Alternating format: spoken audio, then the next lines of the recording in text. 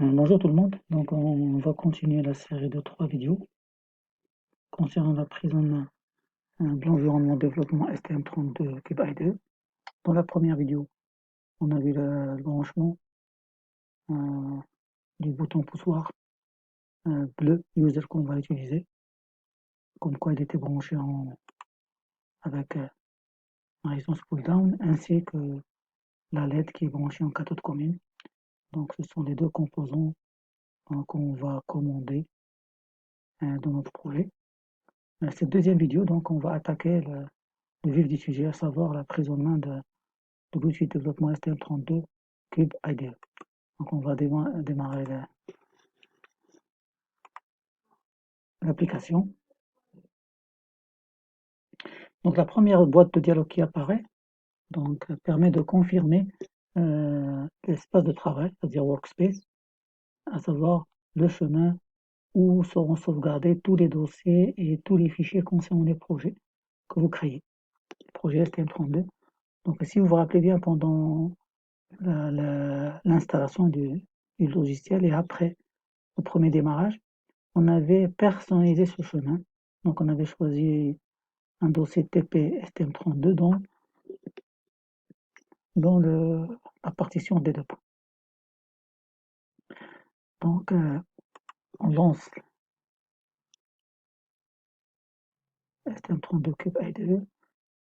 Alors ça veut dire que les dossiers, les fichiers de tous les projets qu'on va créer maintenant seront sauvegardés dans le chemin qu'on a choisi.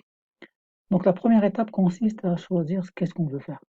Donc pour nous, on va démarrer un nouveau projet STM32. On a deux façons de le faire. Soit on clique sur ce raccourci, donc Start New STM32 Project, soit on utilise le menu File, donc File, New, et on choisit STM32 Project. Donc les deux sont valables. Donc on démarre notre projet.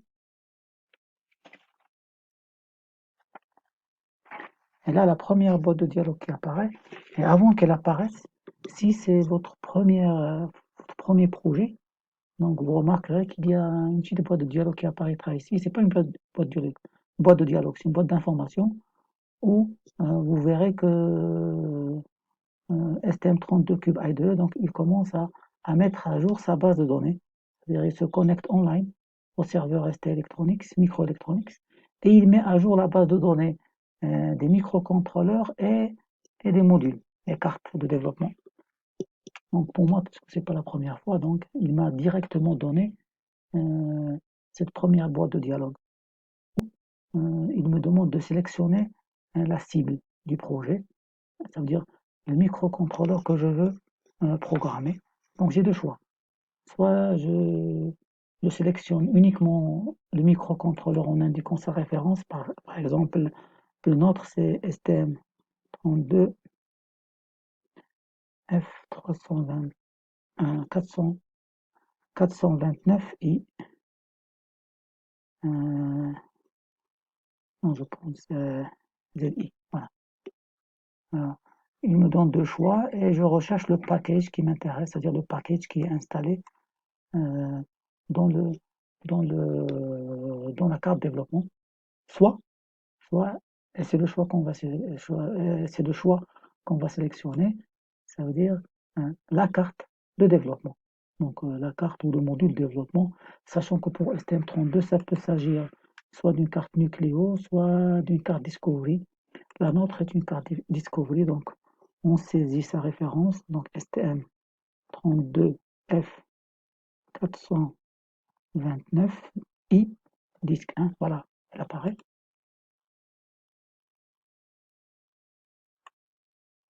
Et voilà, donc il me donne un seul choix. Quand je clique ici, il me donne toutes les informations ici sur la carte, ses caractéristiques, le prix.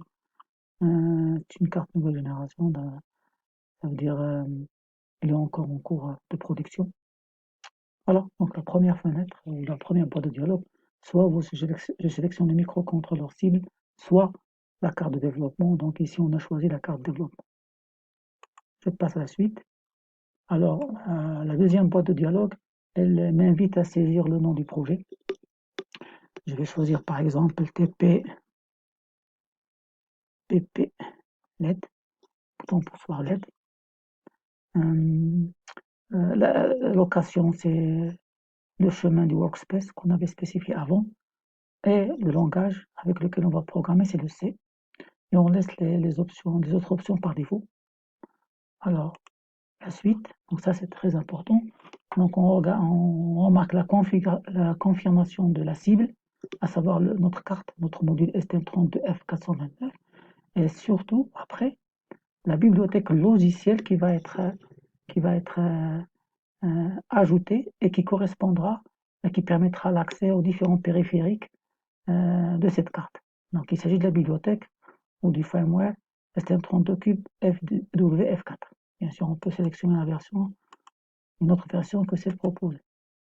Là, c'est le repository, c'est-à-dire le dossier où le package sera téléchargé, et le choix de compilation, ça veut dire une fois le code généré, ici on choisit de copier les bibliothèques utilisées à partir du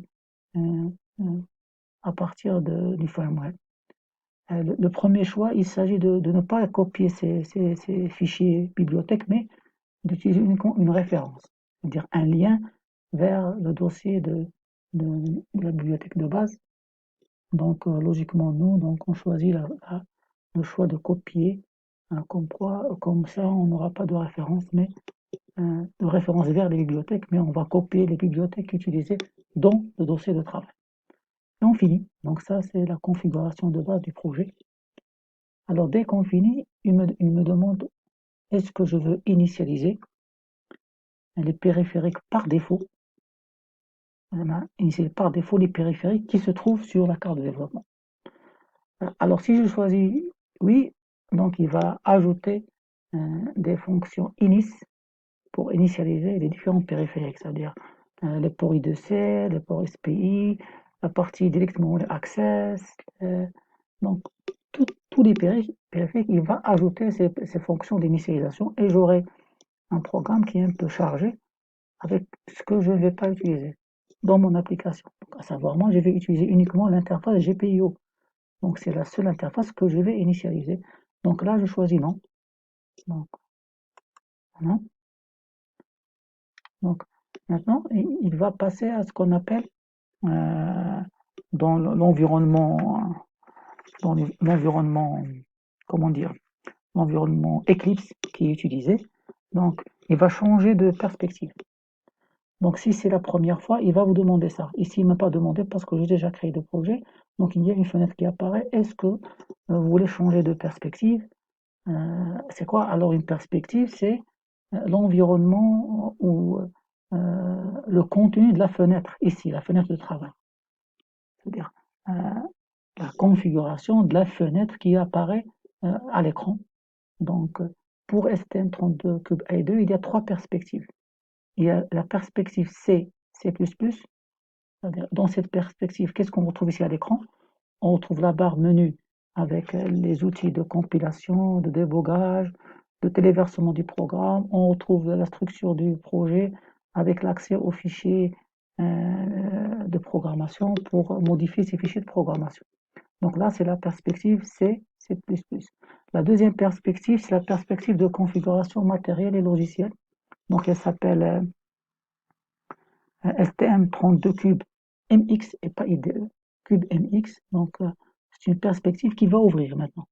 Dès qu'il finira à initialiser de la configuration, voilà, pile hein, avec ce que je dis, donc il va charger cette perspective. Si c'est la première fois, il va vous demander, il y a une boîte de dialogue qui va vous dire est-ce que vous voulez charger la perspective correspondant à STM32 Cube MX. Vous validez et vous remarquerez, voilà, elle est en train de se charger. Cette perspective, elle est différente de la perspective C, C++. Donc, qu'est-ce qu'on retrouve dans l'espace de travail? On retrouve des onglets ici pour configurer les pins, pour configurer l'horloge, plein d'autres trucs. Ça, c'est la deuxième perspective. La troisième perspective, c'est la perspective de débogage qu'on va retrouver une fois on téléverse le programme dans le microcontrôleur et dans la carte. Il nous demande là aussi, est-ce que vous voulez que je charge cette perspective?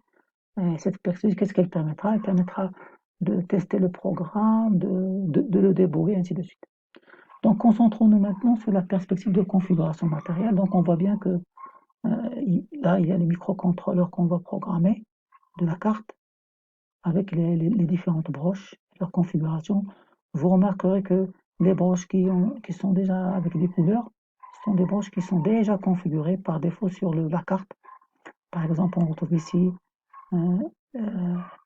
l'interface de communication série avec le programmeur debugger ST-Link intégré. Il y a aussi l'horloge qu'on retrouve, je vais la chercher, voilà, l'horloge ici, avec l'oscillateur externe, le quartz externe, et différentes broches.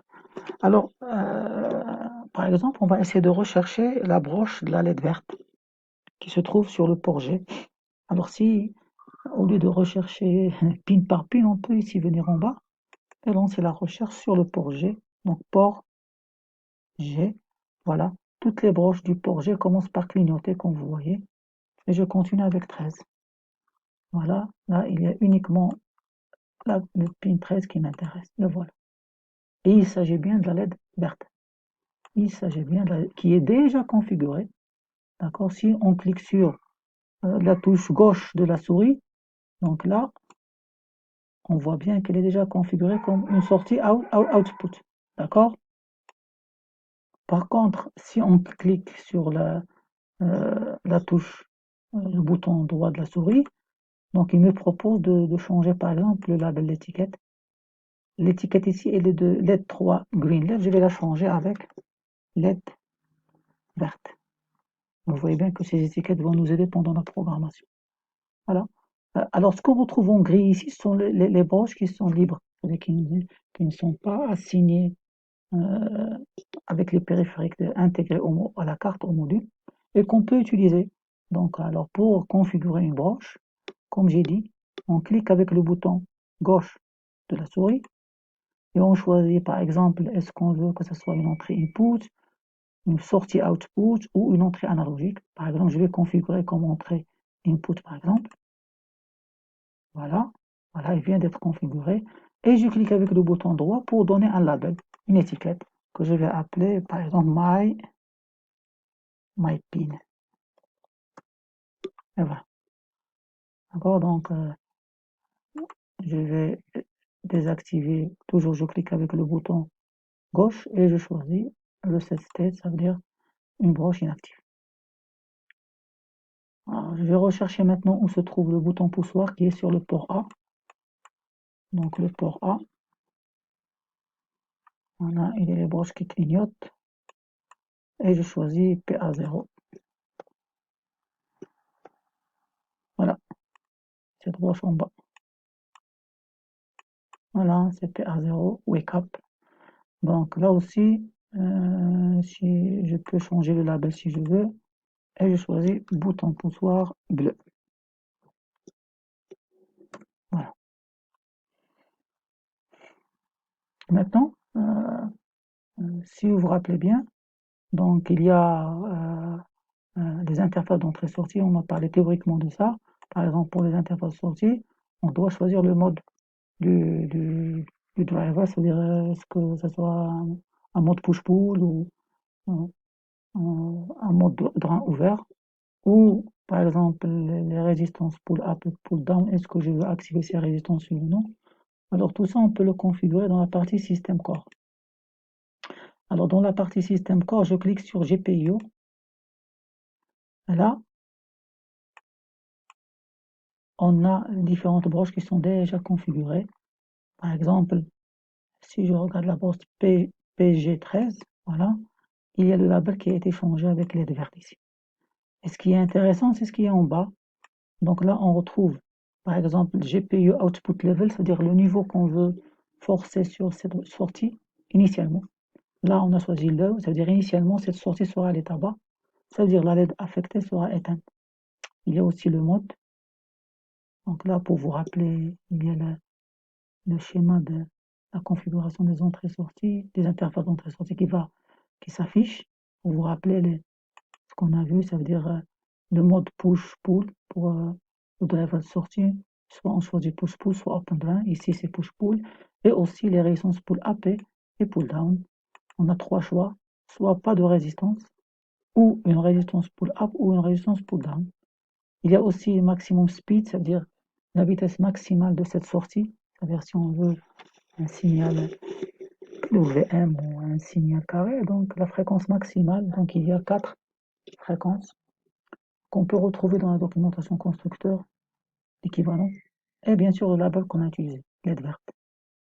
Alors si on recherche le PA0, c'est-à-dire le bouton, voilà, le label bouton bleu, là, puisque c'est une entrée, on va spécifier le front actif en cas d'interruption, de gestion des interruptions, donc External Event Mode with Rising Edge, comme on peut changer. Donc on peut changer le mode. Et pour l'interface d'entrée, est-ce qu'on va activer les résistances pull up et pull down? Là, j'ai choisi non, pour la simple raison que notre bouton poussoir possède déjà sa résistance pull down. Donc voilà. Alors on peut aussi configurer ici dans la partie analogique, qu'on peut configurer les convertisseurs analogiques numériques. Ici les différents timers. La connectivité, ça veut dire les bus I2C, les bus SPI, les interfaces série, donc connectivité. Et après, on va, surtout la partie middleware, vous allez voir, c'est là où on va commencer par configurer et implémenter FreeRTOS. Donc voilà pour cette perspective de configuration matérielle STM32 cube MX. Donc une fois c'est fini, donc avant ça rapidement on va parler de la configuration d'horloge là. Donc on a plusieurs possibilités de configuration d'horloge. D'accord, donc là c'est là, ils ont choisi ici l'horloge interne par défaut, mais on peut choisir une horloge externe de 8 MHz. Là, comment dire, un résumé de la configuration du projet, le nom, le chemin, ici l'interface ou l'outil toolchain de compilation et de débogage. Et là, le heap, la taille du heap, size, et de la pile. Donc on en a parlé dans la partie système d'exploitation, donc ça va nous aider après. La taille du heap et la taille de la pile.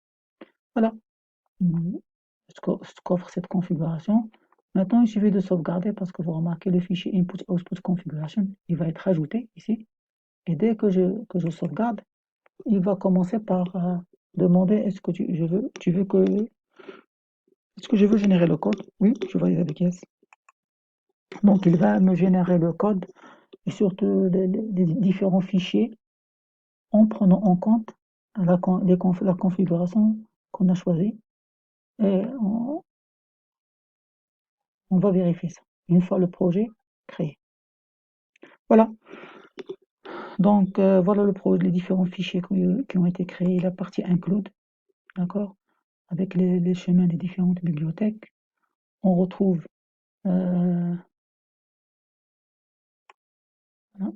surtout la bibliothèque Roll Driver. Donc là, c'est la bibliothèque qui permet de gérer tous les périphériques et surtout celle qui nous intéresse, c'est-à-dire GPIO. Dans la partie core, on retrouve le fichier main, les fichiers inclus bien sûr, main.h, les fichiers de configuration Roll, voilà, DMA, mémoire flash, voilà ce qui nous intéresse, GPIO, c'est avec ça qu'on va travailler. Et dans l'onglet sources, on retrouve le main. Voilà, le fichier.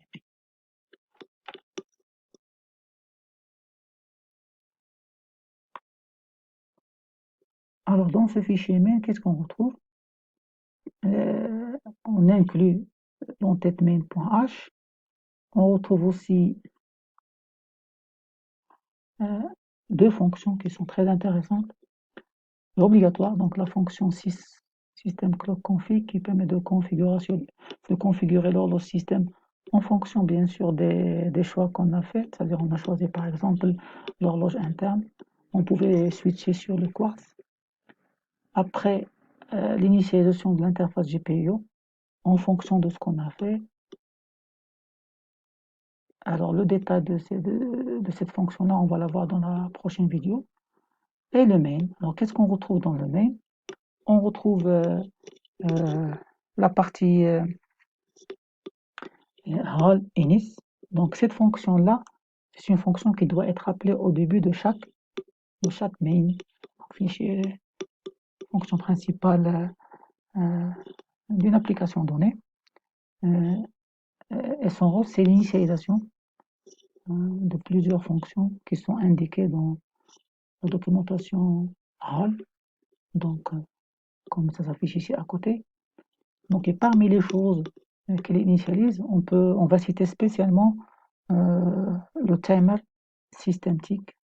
Donc, ce timer-là, donc dans le tick d'horloge, est fixé à 1 milliseconde.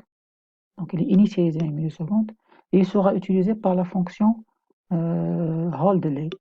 Donc, fonction hold delay, c'est une fonction qu'on va appeler quand on aura besoin de temporisation. C'est l'équivalent de la fonction delay, par exemple, d'Arduino. Donc, d'où l'importance d'appeler cette fonction au départ. Après, il y a la fonction système clock config qui permet de configurer l'horloge du système. Et la fonction GPIO init qui permet d'initialiser, pour nous, ce qui va nous intéresser, c'est initialiser les ports DG13 pour la LED et PA0 pour le bouton poussoir. Et bien sûr, le code principal d'utilisateur il sera dans une boucle while 1 qu'on va ajouter ici. Donc voilà pour cette première vidéo, cette deuxième vidéo concernant l'emprisonnement de l'environnement de développement logiciel STM32 Cube IDE. Donc dans la prochaine vidéo, on va voir en détail, premièrement, ce qu'il y a dans cette fonction mxGPIO-init. Après, on va tester un petit code, premièrement, qui permettra de faire clignoter la LED, et deuxièmement, un petit programme qui permettra de commander la LED avec le bouton poussoir.